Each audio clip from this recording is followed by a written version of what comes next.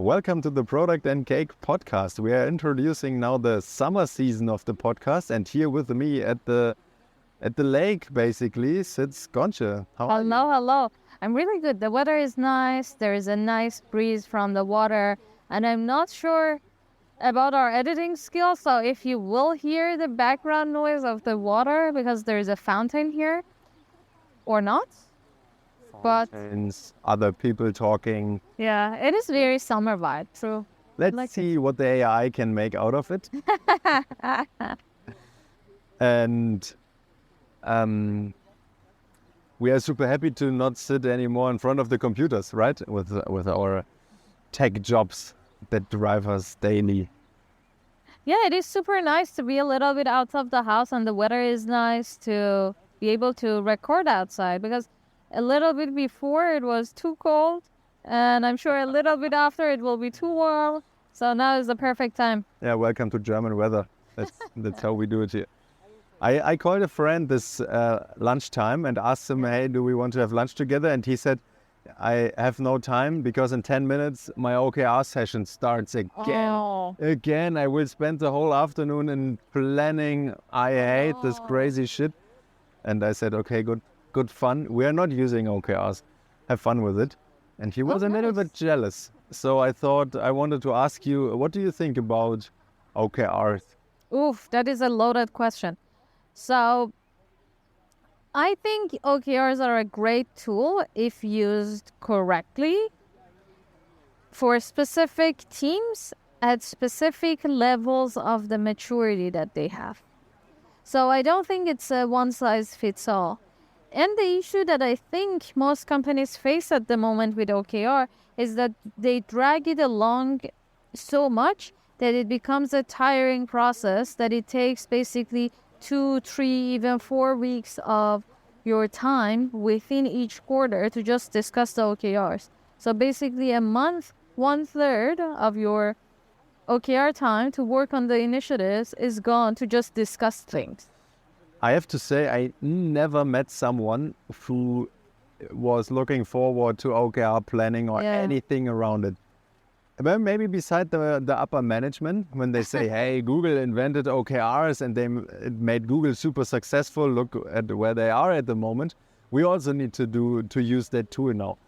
So you mentioned it is a fantastic tool for the right team. Yeah. Right? Well, and right state of the company, maybe. Yeah, exactly. Did you ever participated in an OKR? Oh, look at that. There are 2 turtles swimming in our direction. God, that is so nice. Oh my God, that is amazing. Now you can guess where we are sitting here in Berlin. I think this thing is famous for the turtles. I didn't know. Oh, that's so good to hear. So yeah, I've been in a company that we use OKRs. Right now, my team also uses OKRs. Mm-hmm. And previously, I've worked in companies that very successfully use OKRs, and also companies that failed massively. So what makes OKR successful for you? What was different to the one that failed? For me, the first thing is that it is easy to plan. It is just, you already know what you want to do. To make it clear for the rest of the team and the rest of the company, to create visibility and to make each and every one of the team members accountable for what they're doing on a day-to-day basis, you just set the metrics for that and what you want to achieve, what is the baseline, and to just be able to measure if what you're doing is correct or not. Beside that, it should not come as a surprise that, this quarter we are working on that topic and that initiative. It should be very, very easy. As an example, if you have an e-commerce company that sells clothes and the team that you are is responsible for the clothes detail page. So the page that you see the information, you see the model, And right now, one of the items that I assume is your main metrics to track is how many people will, after visiting that page, will add that item to the basket, because that's your area of responsibility. So this part should not come as a surprise. If you, in general, as a strategy of a bigger strategy of the company, are going to have a more inclusive product, then probably on this page, what you need to do is, or as an part of the OKR, what you need to do is to allow this visibility, to allow users to find the models on the information page that looks like them and are modeling the clothes. So this will be part of your OKR. It should not be out of the ordinary. It should not be surprising to anyone. It should just make you accountable, put a number next to what you're doing, put a number as a baseline or a flat case that, okay, if we do not have any initiatives, if we do not improve on anything, where we will end at the end of the quarter, okay, with the things that we want to do, where we will end. This here's to me exactly to the fact that OKRs are a tool you are using when you know what to do, right? You have, exactly. With your example, there's a super clear mission, and from somewhere else, from bigger strategy perspective, we have already set the direction and the goal where we want to head to. In the last years, in my consulting jobs and day jobs and so on, it was not often the case that someone in the team was able to say, hey, this is our end goal and this is the next best step. Let's define the key results. And it showed very clearly when we discussed, first of all, very much about the concrete initiatives and then also about the numbers. And then suddenly the discussion in the tech team starts, okay, how should we measure the numbers basically? And that is for me a very clear sign that if that question appears, OKRs are definitely not your tool to align the company. Exactly. Because OKRs are not solving anything. They're not helping you with setting up a strategy or explain that or shorten the discussions, right? It is making visible where you are going at. Yeah, exactly.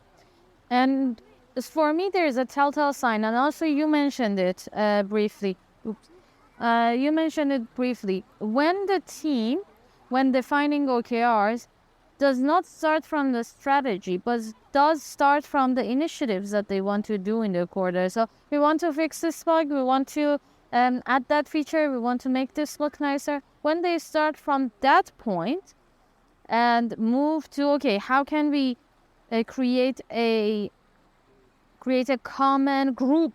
How can we group these initiatives? And what title can we give to this group of initiatives to make it make sense? That is a failed OKR to me. It is just you are trying with the things that you have already in mind of what features to do. You're just trying to add a title to that. That is completely wrong.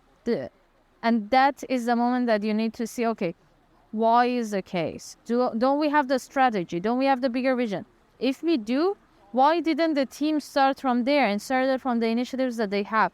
Maybe they are going to opposite directions. Maybe the things that the team thinks they need to work on are completely the opposite direction that the strategy says. Then let's bridge this gap. So it is very important to do the OKRs right. And by doing OKRs right, I don't mean necessarily that you need to follow the Google model, that's how the wording needs to work correct. That is not the point of the OKRs. The point of OKRs is to measure what matters.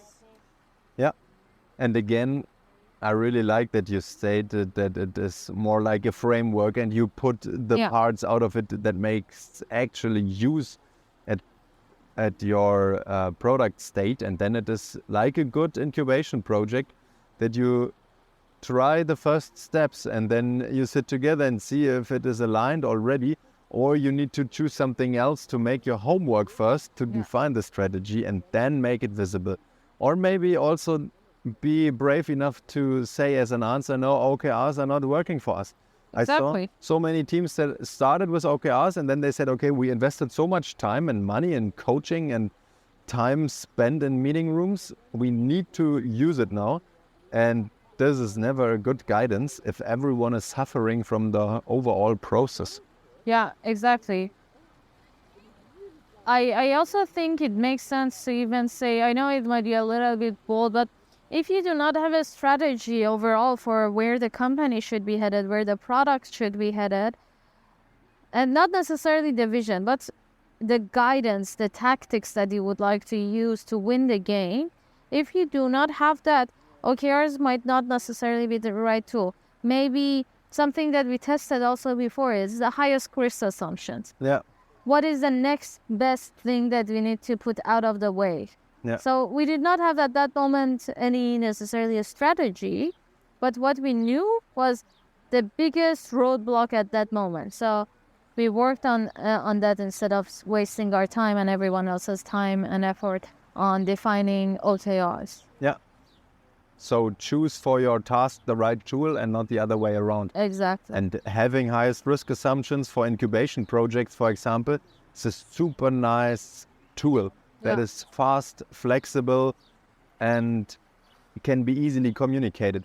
And if it is like that, then accept that maybe a team is working differently and don't force them to push the highest risk assumptions then somehow into OKRs. Yeah, exactly. Also, it is very important to make sure that you understand that OKR does not necessarily bring focus. Yeah, right. So you are picking, it's set that 3 to 5 objectives and each one can have 3 to 5 key results. This can start from 9 to 25 items that then you need to define initiatives from. This is not necessarily the definition of focus. So if your company is also much smaller, if you need to focus on one topic, maybe highest risk assumptions would be a better thing because you focus on the first biggest roadblock in front of you. Yes, you may increase it to also 3 and say, okay, the first big one, the second biggest one, and the third biggest one of the roadblocks what we see right now are these. And these are the things we need to validate to move forward, but don't push OKRs.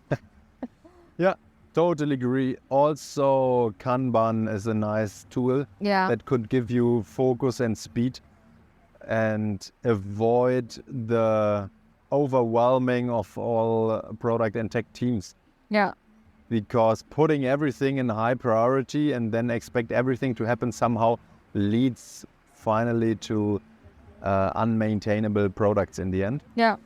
But you also mentioned in the beginning that you participated in processes where OKRs were working super well. Yes. So maybe we should also, after ranting a little bit, adding some positive points.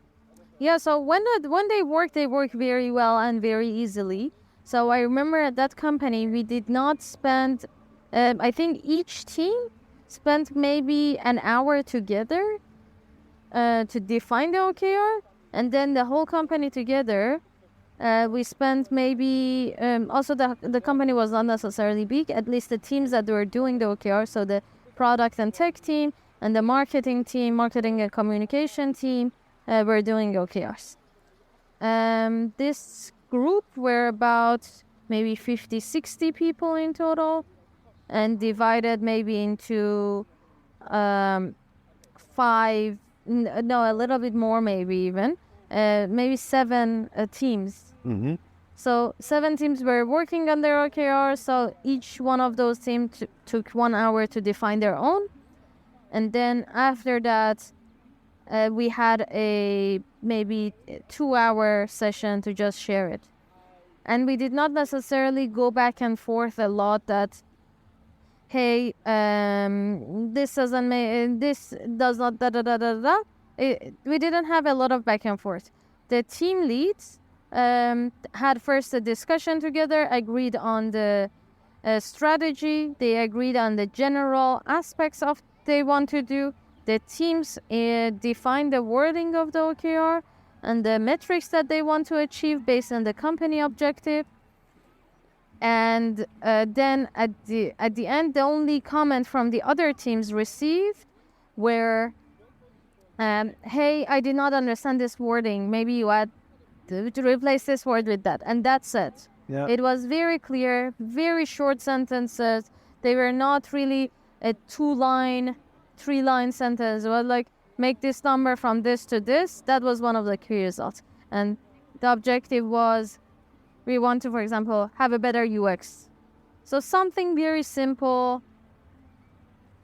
That also sounds for me very much like a lot of trust Yeah. to be involved. Yeah. That you in the team trust the other teams that they do the right decisions Exactly. and not feel yourself forced to change their plan. So trust overall as a company value, but also trust in your team lead that the person is able to communicate that Yeah. upfront and to clarify it, to give the actual team creativity and freedom and focus inside the key results or Exactly. inside the objective. Exactly. And also the trust from the managers and team leads with their teams that, yes, I believe I have hired the right person for this reason. Yeah. That's what I'm allowing them to do. Also a nice misuse of trust if you as a manager goes into and correct all Yeah. objectives and give some more feedback and just spare it a little bit. Yeah, or even sometimes I have seen that even before the teams get the chance to define their objective and key results, the leads define exactly the initiatives, the details of their OKRs, and then share that as a guidance to the teams, and then the teams will take that and work with that, which makes sense for the teams that just formed. So if your team is completely new and they haven't yet worked on the topic, to get the same understanding, it completely makes sense. Or if the teams have been recently reshaped. So I was, for example, in marketing, and now I'm in the other side of marketing, or now I'm, instead of being in B2B, I'm in B2C. In that scenario, I do not have the understanding yet, and it makes sense to get a in-depth guidance to get things started until the next quarter, the next round of OKRs, you figure it out yourself as a team member.